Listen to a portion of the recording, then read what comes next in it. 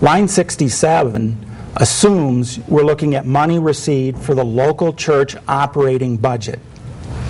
Not your benevolence budget, not your mission giving, not your Sunday offerings for all the advanced specials, but monies received for your local church operating budget.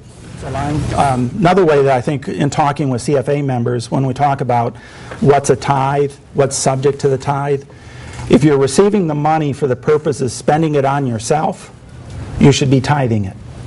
If you're receiving the money to send to ministries beyond your local church, or you're spending it to send, say, youth on a mission trip, etc., then it's not subject to the tithe.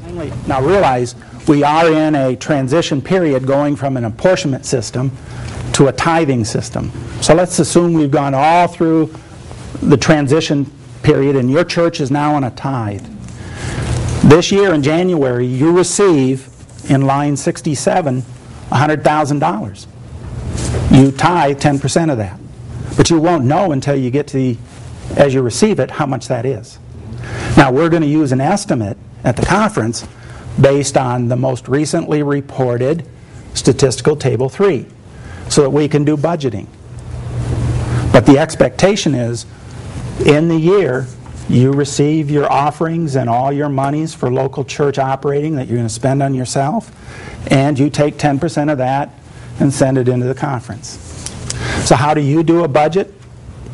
When you build your budget, you estimate how much money you're going to receive for operating budget, and the first expense line is 10% tithe to the annual conference and general church. And then you have all your other expenses.